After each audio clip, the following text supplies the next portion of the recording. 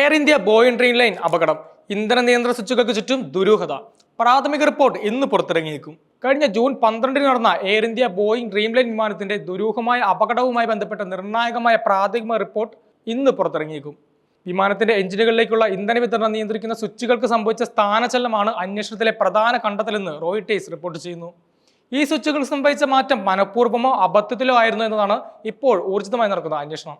അപകടം സംഭവിച്ച് ഏകദേശം ഒരു മാസത്തിനടുത്ത് സമയമെടുത്താണ് ഈ നിർണായക റിപ്പോർട്ട് സമർപ്പിക്കുന്നത്.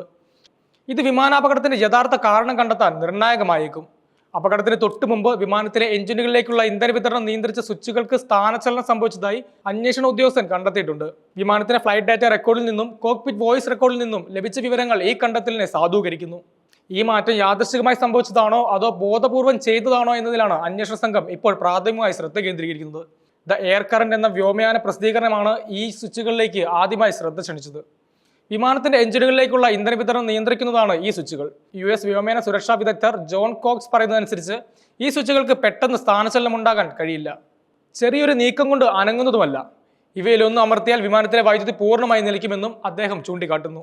അതേസമയം ഇതുവരെ നടത്തിയ അന്വേഷണങ്ങളിൽ വിമാനത്തിന് സാങ്കേതികപരമായ തകരാറുകളൊന്നും കണ്ടെത്താൻ കഴിഞ്ഞിട്ടില്ല എന്നത് ഈ കേസിനെ കൂടുതൽ സങ്കീർണമാക്കുന്നു.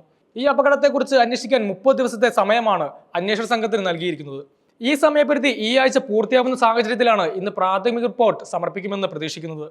ഇന്റർനാഷണൽ സിവിൽ ഏവിയേഷൻ ഓർഗനൈസേഷനാണ് ഈ റിപ്പോർട്ട് സമർപ്പിക്കുന്നത്. എന്നാൽ അന്വേഷണ വിവരങ്ങൾ കേന്ദ്ര സർക്കാർ പരസ്യപ്പെടുത്തുമോ എന്ന കാര്യത്തിൽ ഇതുവരെ വ്യക്തതയില്ല. ഇതിനു മുമ്പ് 2020 കോഴിക്കോട് കരിപ്പൂർ വിമാനത്താവളത്തിൽ നടന്ന വിമാനാപകടത്തിന്റെ പ്രാഥമിക റിപ്പോർട്ട് ഇന്ത്യ പുറത്തുവിട്ടിട്ടില്ല എന്നത് ഈ വിഷയത്തിൽ കൂടുതൽ ആശങ്ക ഉയർത്തുന്നുണ്ട്. സുരക്ഷാ അന്വേഷണ റിപ്പോർട്ടുകൾ സുതാര്യമാക്കേണ്ടതിന്റെ ആവശ്യകത വ്യോമയാന വിദഗ്ധർ ചൂണ്ടിക്കാണിക്കുന്നുണ്ട് എങ്കിലും തന്ത്രപരമായ കാരണങ്ങളാൽ പലപ്പോഴും ഇത്തരം വിവരങ്ങൾ രഹസ്യമായി സൃഷ്ടിക്കാറുണ്ട്. ബോയിങ് ഡ്രീംലൈനർ വിമാനങ്ങൾ ആധുനിക വ്യോമയാന സാങ്കേതിക വിദ്യയുടെ മികച്ച ഉദാഹരണങ്ങളാണ്. ഇവയുടെ എഞ്ചിൻ പ്രവർത്തനങ്ങൾ പൂർണ്ണമായും സങ്കീർണമായ ഇലക്ട്രോണിക് സംവിധാനങ്ങളിലൂടെയാണ് നിയന്ത്രിക്കുന്നത്. എഞ്ചിനുകളിലേക്കുള്ള ഇന്ധന വിതരണം നിയന്ത്രിക്കുന്ന സ്വിച്ചുകൾക്ക് നിർണായകമായ സ്ഥാനമുണ്ട്. ഈ സ്വിച്ചുകൾ സാധാരണയായി ഉറച്ചതും ആകസ്മികമായ മാറ്റങ്ങൾ വരുത്താൻ കഴിയാത്ത വിധം സുരക്ഷാ മാനദണ്ഡങ്ങൾ പാലിച്ച് രൂപകൽപ്പന ചെയ്തതുമാണ്. അടിയന്തര സാഹചര്യങ്ങളിൽ എഞ്ചിനുകൾ ഷട്ട് ഡൗൺ ചെയ്യേണ്ടി വരുമ്പോൾ മാത്രമാണ് ഇവ ഉപയോഗിക്കുന്നത്. ഈ സ്വിച്ചുകൾക്ക് യാന്ത്രികമായി സ്ഥാനചലനം സംഭവിക്കുക എന്നത് വളരെ അപൂർവമായ കാര്യമാണ്. അതുകൊണ്ട് തന്നെ ഈ സ്ഥാനചലനം മനഃപൂർവ്വം ചെയ്തതാണോ അബദ്ധത്തിൽ സംഭവിച്ചതാണോ അതോ ഏതെങ്കിലും തരത്തിലുള്ള അട്ടിമറിയുടെ ഭാഗമാണോ എന്നും സംശയങ്ങൾ ബലപ്പെടുത്തുന്നു. സാധാരണയായി വിമാനത്തിലെ നിയന്ത്രണ സ്വിച്ചുകൾ പ്രവർത്തിക്കണമെങ്കിൽ പൈലറ്റിന്റെ ബോധപൂർവമായ ഒരു ശ്രമം നടത്തേണ്ടതുണ്ട്. ഒരു വിമാനം പറക്കുമ്പോൾ എഞ്ചിനുകളിലേക്കുള്ള ഇന്ധന വിതരണം വിച്ഛേദിക്കുന്നത് അങ്ങേയറ്റം അപകടകരമായ ഒരു നടപടിയാണ്. ഇത് വിമാനങ്ങളുടെ നിയന്ത്രണം നഷ്ടപ്പെടാനും തകർന്നു വീഴാനും സാധ്യതയുണ്ട്. വിമാനത്തിന്റെ FDR, CVR എന്നിവയിൽ നിന്നുള്ള വിവരങ്ങളാണ് അന്വേഷണത്തിൽ ഏറ്റവും നിർണായകമായത്. FDR വിമാനത്തിന്റെ വേഗത, ഉയരം, എഞ്ചിൻ പ്രകടനം, ഫ്ലൈറ്റ് കൺട്രോൾ ഇൻപുട്ടുകൾ തുടങ്ങിയ നൂറുകണക്കിന് പാരാമീറ്ററുകൾ രേഖപ്പെടുത്തുന്നു. CVR ആകട്ടെ കോക്പിറ്റിന്റെ സംഭാഷണങ്ങളും ശബ്ദങ്ങളും റെക്കോർഡ് ചെയ്യുന്നു. ഈ രണ്ട് ബ്ലാക്ക് ബോക്സുകളിലെയും വിവരങ്ങൾ വിശകലനം ചെയ്തപ്പോൾ ഇന്ധന നിയന്ത്രണ സ്വിച്ചുകൾക്ക് സ്ഥാനചലനം സംഭവിച്ചതായി കണ്ടെത്തി.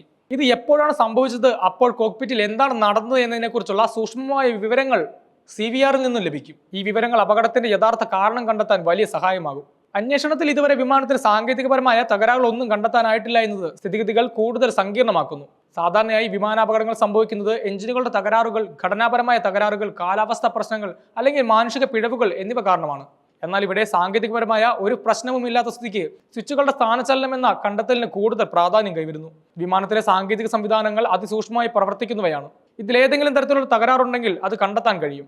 എന്നാൽ സാങ്കേതികപരമായ പ്രശ്നങ്ങളൊന്നും ഇല്ലാത്ത സാഹചര്യത്തിൽ സ്വിച്ചുകളുടെ സ്ഥാനചലനം ഒരു യാദൃശ്ചിക സംഭവമായി കാണാൻ കഴിയില്ല. ഇത് പൈലറ്റിന്റെ ഭാഗത്തു നിന്നുള്ള പിഴവോ അട്ടിമറിയോ അല്ലെങ്കിൽ മറ്റെന്തെങ്കിലും അപ്രതീക്ഷിത സംഭവങ്ങളോ ആകാനുള്ള സാധ്യതയിലേക്ക് വിരൽ ചൂണ്ടുന്നു.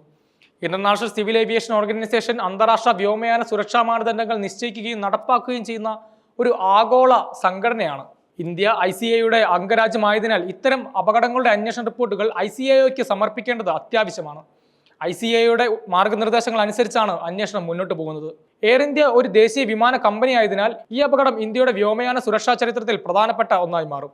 റിപ്പോർട്ട് പുറത്തു വന്നതോടെ അപകടത്തിന്റെ കാരണം സംബന്ധിച്ച് കൂടുതൽ വ്യക്തത കൈവരുമെന്ന് പ്രതീക്ഷിക്കുന്നു.